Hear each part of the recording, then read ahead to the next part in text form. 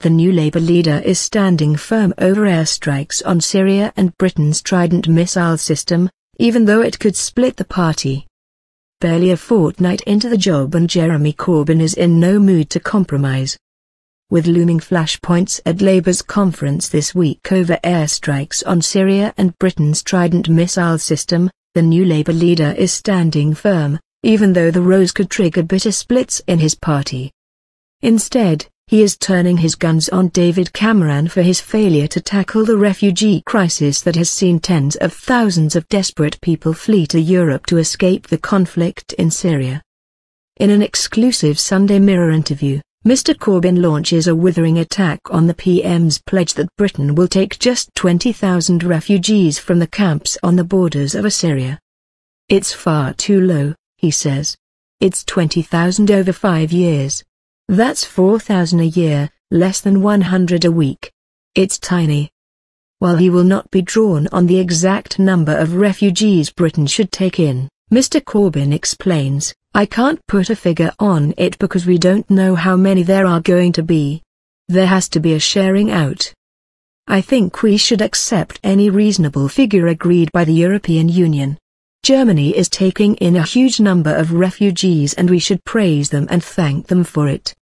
It is an open secret that several of Mr. Corbyn's shadow cabinet top disagree with their boss when it comes to military action against Syria. Ahead of an expected call from PM David Cameron for military action with a vote in the House of Commons, Mr. Corbyn will not reveal whether he will allow his ministers a free vote of conscience or force them to toe the party line. He says, when it comes to the Commons, the issue will go before the shadow cabinet and the parliamentary Labour Party. We will then decide what to do. Mr. Corbyn says, if there is disagreement, which there may well be, then we will have to accommodate that difference of opinion. But I don't want to be boxed in on this one.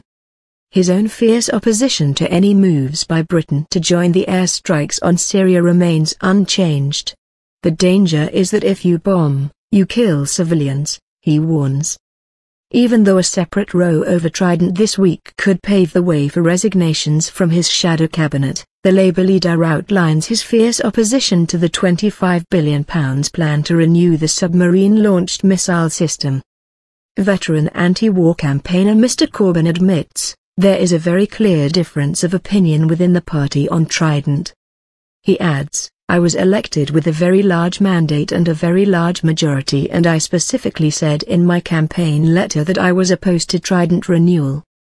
Since he was elected as Labour leader a fortnight ago, Mr. Corbyn has chosen his shadow cabinet, which he proudly states has more women than men for the first time in history. However, it seems Mr. Corbyn has conceded a small change by embracing austerity, when it comes to his Westminster office at least. Famed for campaigning against cuts, he has shunned the tennis court-sized office traditionally reserved for the leader of the opposition and moved into a much smaller room along the corridor. The 60-feet-long room leader's office with its views of the River Thames and the London Eye is being turned into a meeting room instead. Ahead of Labour's conference which starts in Brighton today, Sun, the room has been taken over by the Labour leader's media team to set up the auto-cue that Mr. Corbyn will use for the first time when he delivers his keynote speech. On the auto-cue, he admits, that is my biggest challenge. It's something I've never done before. But I'm looking forward to it. The Labour leader is quick to defend his newly appointed team, especially those who have sparked controversy. His vegan shadow environment secretary Kerry McCarthy outraged farmers when she suggested meat eaters should be treated like smokers. But vegetarian Mr. Corbyn says, she's a vegan and I knew she was a vegan before she was appointed. You'd be surprised how many there are. People do eat too much red meat particularly, and we should encourage people to diversify away from that. But Mr. Corbyn is keen to stress that he grew up in the dairy area of Shropshire and says he recognises that dairy farmers get a hard time. He plans to visit dairy farms in Cornwall to hear their concerns. And, the Labour leader has told his staff that he must still have time in his busy diary for his garden and allotment in North London, because if you only do your job, you don't do your job. He has a lathe in his shed where he indulges his passion for wood turning. I love making things like wooden bowls and stuff, he explains. Despite some pressure on Mr. Corbyn to smarten up his appearance for the cameras at Labour's conference this week, he is reluctant to change. Asked if he will wear a tie for his big speech, he shuns the idea and replies, "Image, image, image. I'm hoping to be the way I am." But he smiles and adds mischievously, "I'm sure ties will be available." After a quick look at the far too big Labour leader's office that he has shunned, Mr. Corbyn talks about the possessions around his desk that give a clue to the man behind the beard.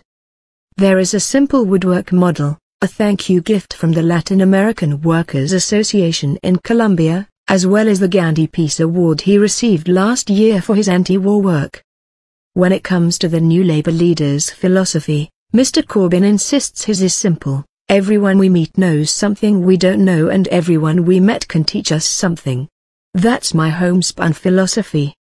In a final, gentle dig at his defeated Labour leadership rivals and identikit politicians, he concludes, "I didn't get to study philosophy at Oxford, I studied the philosophy of life." Jeremy Corbyn's policies. Economy. Jeremy Corbyn wants to restore the 50p top rate of tax introduced by the last Labour government. But Labour will also sign up to the Tories' fiscal charter unveiled by George Osborne in July, despite disputing how the deficit should be cut. Mr. Corbyn said Labour would restore reductions made by the Chancellor to tax credits that had left the average family £1,200 a year worse off and meant massive cuts in living standards for many of the poorest working families in this country. He wants to wage war on tax avoidance and tax havens in areas like Luxembourg and Monaco. Speaking about firms that avoided tax, he said, "It's theft from every school, every hospital, every ordinary person who is trying to get by. They should pay their tax." Welfare. The benefits cap would be lifted under Mr. Corbyn's plans and rents controlled to ease the housing crisis. He condemned the £26,000 per household ceiling on welfare payments as massively unfair on people living in areas where rents are high. In expensive cities like London, York and Oxford we are effectively seeing social cleansing. Mr. Corbyn said, "We should regulate rents. Rent control is something I feel very strongly about." Transport. More people should be encouraged to use public transport, Mr. Corbyn says. He wants regulated bus services all over the country. The keen stylist does not own a car but said, "I drive. I don't have to own a car. I've had a license since I was 17. If I need one, I hire a car, or borrow my son's if he's in a good mood." NHS. The internal market where different healthcare providers fight it out to run NHS services should be ended, Mr. Corbyn says. He said, "We have to end competition between hospitals. The idea that 49% of health needs should be delivered by the private sector means a lot of people are making money out of the NHS and that is wrong." In a boost for the Sunday Mirror's mental health campaign, he vowed to make improving mental health services a priority. Mr. Corbyn said, "Mental health is treated very badly. Not enough is spent on it." Schools. Academies, created under Tony Blair, would be put under council control. Mr. Corbyn said, "I want to bring back schools under the local authority so you have this family of schools. That would mean academies and free schools would come under the management of local authorities. I want our kids to get the best wherever